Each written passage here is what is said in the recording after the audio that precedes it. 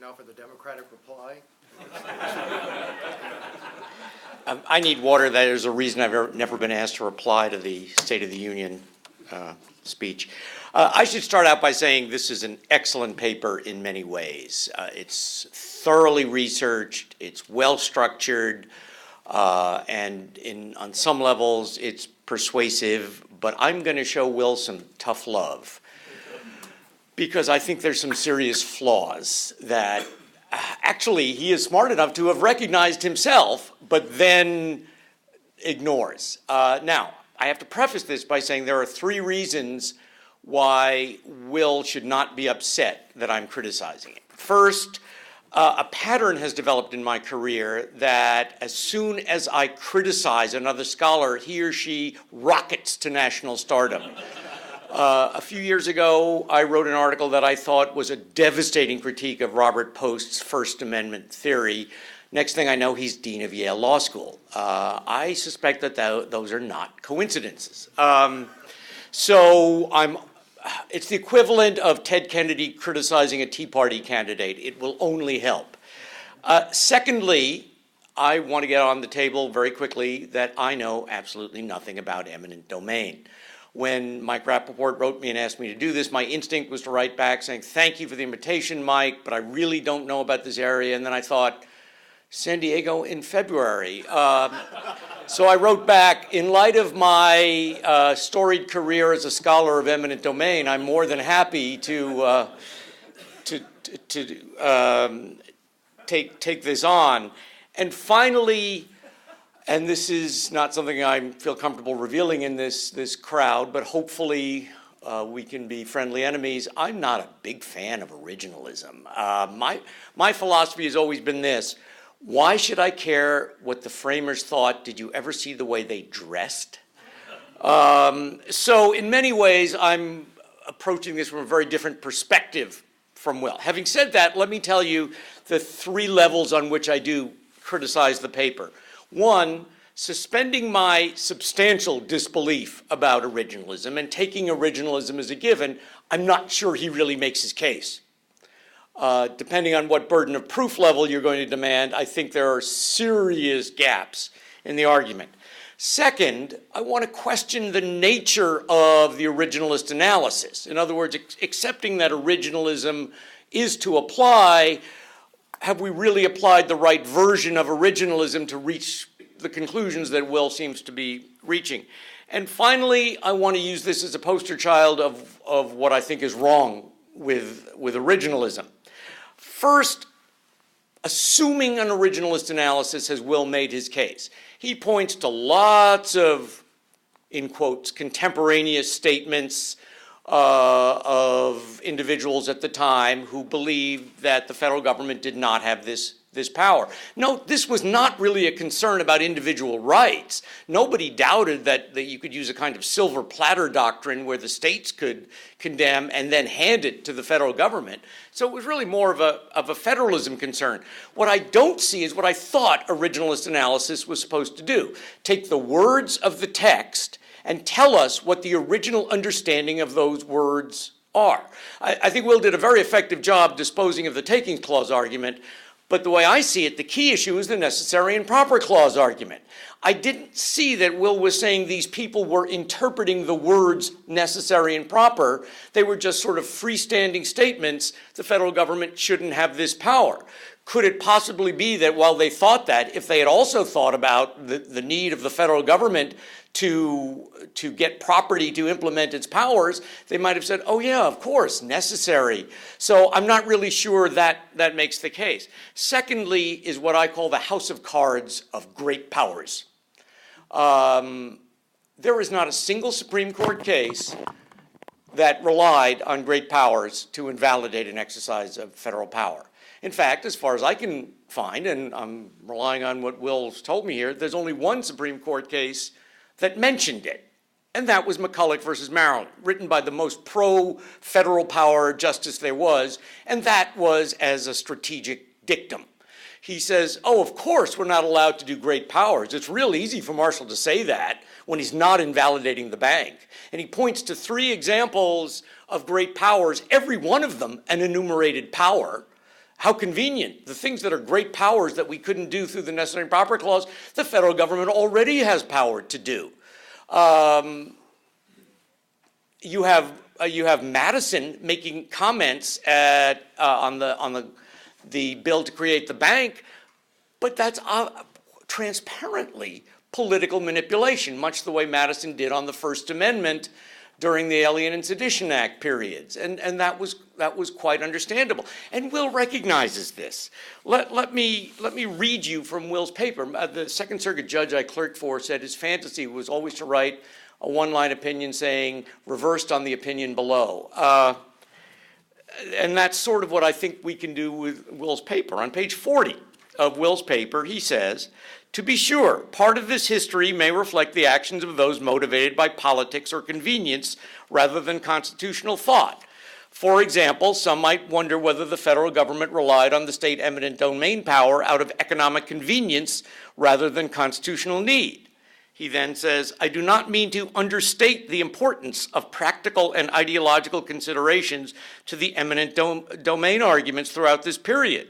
The constitutional arguments against federal eminent domain might have been abandoned much earlier if the resulting system had proved totally unworkable. These are very wise and insightful concessions. What I don't think Will sees is that it, at the very least, creates significant doubt about the historical conclusions he's drawing as to the meaning of the Constitution. Now, the biggest problem with great powers, other than for 200 years it slept. I mean, even Rip Van Winkle only slept for 25 years. If the framers had clearly understood this limit of great powers, nobody even argued it until Gary Lawson discovers it. I mean, I have great respect for Gary, and in many ways, maybe he would have done much better in that period of American history. But he didn't live back then. This makes me highly suspect of it. But the biggest problem with the great powers theory is its inherent vagueness, how it can be a camouflage for the kind of philosopher king judiciary that Justice Scalia has so decried. For example, I am by no means sure that Lake Michigan, which I look out from my office every day, is truly a great lake. It's not a bad lake, it's a pretty good lake. But whether it's great or not, we could debate. The same thing with great powers. What the heck is a great power? Let me read you again from Will's paper. The idea of great powers is one that potentially helps understand a great deal about the limitations of the Necessary and Proper Clause. At the same time, it is hard to get a clear sense of the precise boundaries of the idea. It is hard to explain why certain powers were thought to be great and others were not. Why is creating a corporation not a great power exactly? Or to take another example, why isn't imposing criminal punishment a great power? This is a fair criticism and potentially a serious problem for those who wish to make use of the doctrine. Again, Will has nailed it completely, except he hasn't recognized the implications of those devastating critiques for the rest of his paper.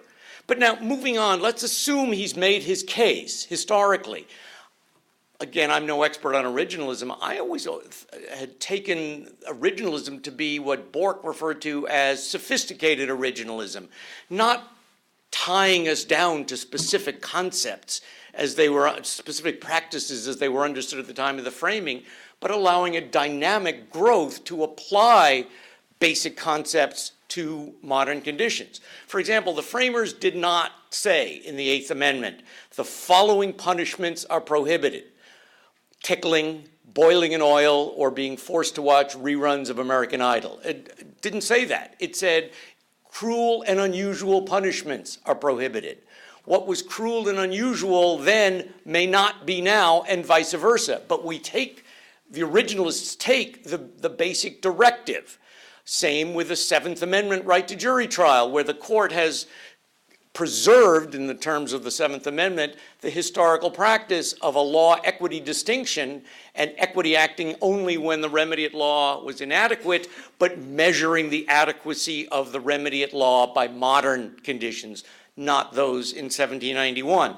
by the same reasoning. What may have been not necessary at the time of the framing, post-Civil War might well have been necessary. Just as in an area I do know something about, federal courts, I know after the Civil War, state courts, which had traditionally been viewed as soldiers in the federal judicial army, became seriously suspect by Congress. So too might state legislatures have become seriously suspect by Congress. At the time of the framing, the federal government could rely on state legislatures and feel comfortable in doing so. Whereas post-Civil War, I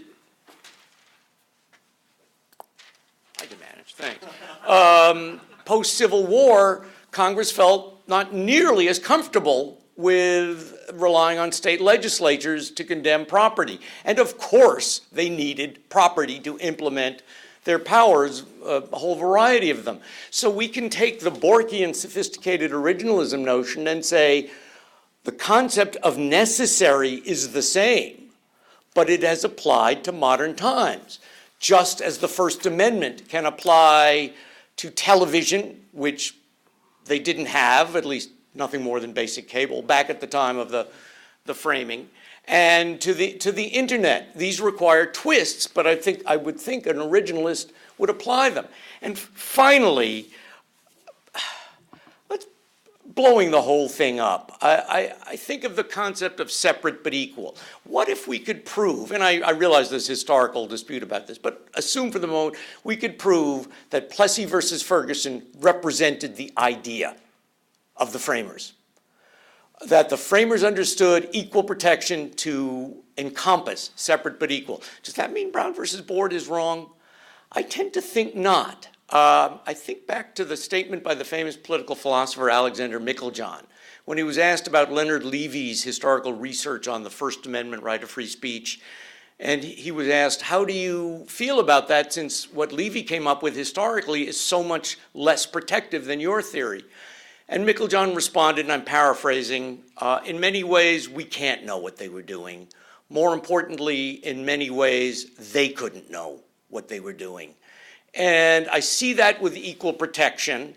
I see that what they gave us was the gift of broadly phrased language, which, can evolve to meet changing conditions, just as the concept of necessary can evolve. The concepts of federalism were very different by the time of Cole from what they were before, and I think that seriously undermines the originalist enterprise that Will has adopted here.